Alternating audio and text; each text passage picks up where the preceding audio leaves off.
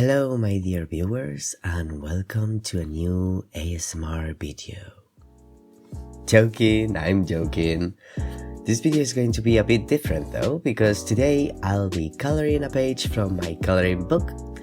As you will see, I got a physical copy for myself so that I can show you the pages, the quality of it, what I like, what I don't like, and things I will change for my next book, which will hopefully come out by spooky season.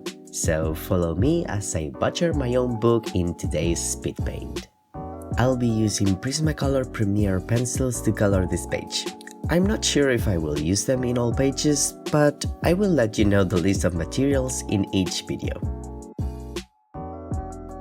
So this is Fairy and Fungi, my first coloring book.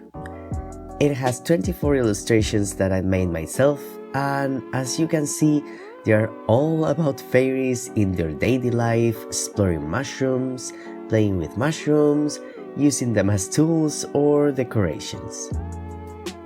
Even though I try to keep everything within the bleeding line, you can still notice that some drawings feel a bit cut off at the edges.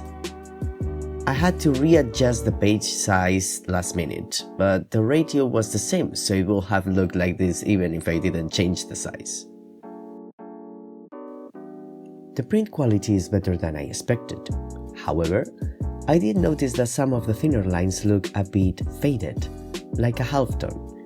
It doesn't look smudgy, but it's lighter than what I wanted it to look like. Thankfully, it doesn't really interfere with the coloring process since I use thinner lines just for the elements in the background, but I now know where the limit is to avoid halftone lines. I publish Fairy and Fungi through Kindle, which is a free publishing platform offered by Amazon. They took care of the printing, listing, price conversion, and all that technical stuff that overwhelms me. So I just had to make the content and adjust the parameters of how I wanted the book to look like. I found it quite easy to manage and pretty intuitive, so overall I'm happy with the experience. I chose this page because as soon as I saw those leaves, I instantly knew I wanted them to be red, with fall-like colors in the background. So I started adding some color to it. I won't color this book in a specific order. I will just choose whatever page I feel like each day because that's what I feel you should do with coloring books. You should color the page that you feel like doing that day. Otherwise, you might feel forced to color a page you don't want to and ruin the experience for yourself. Also, please excuse my big head and glasses. I tend to shrink down when I draw, but I'm trying to correct this bad habit of mine. I did not plan any of the colors that I'm using, which is why I feel like the grass was too green for the vibe I was going for, and because of that, the bluish tones I used later on did not stand out as much as I hoped. I'm so used to digital mediums, I had almost forgotten the pressure of traditional art. You know, choosing the right color, the right shade, no undo button. But I also like this process of accepting your mistakes and keep moving forward. I will definitely plan a color palette next time.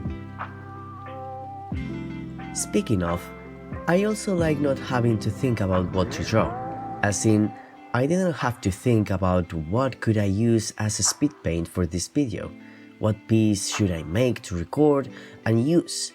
I just had to grab my book, choose a page, and add color to it without thinking about anything else. Every artist knows that dooming feeling when you are face to face with a blank page. You want to draw, but you're not sure what. You try to think of ideas, but none seem good enough.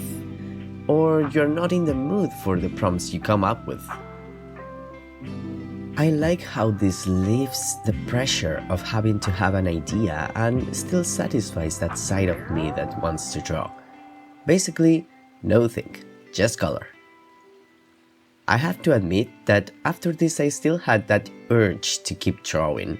But that might be because I've been sketching some of my webcomic pages and the main character is finally wearing the cute dress I've been dreaming about for him.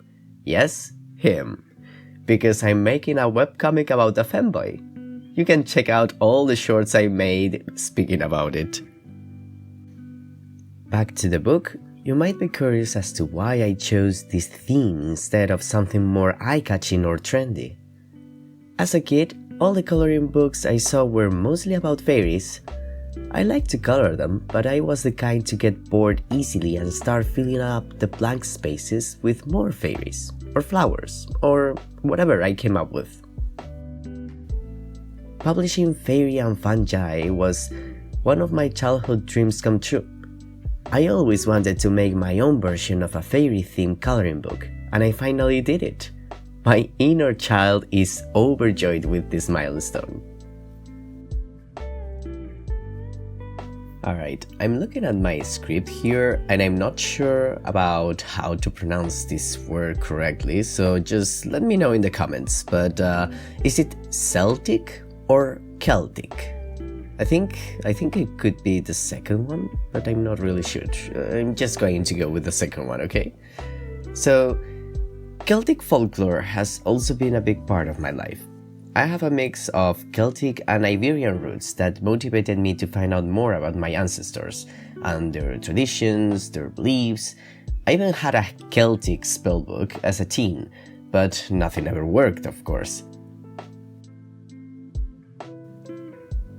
They are part of that mystical world that calls to me. You're definitely one of the most popular fantasy creatures. And looking back, it was clear that I will make my own fairy book at some point. I will definitely keep publishing and learning as I do. Like I said at the beginning, I'm planning to publish another coloring book by Halloween, but I don't know yet how long it's going to take me.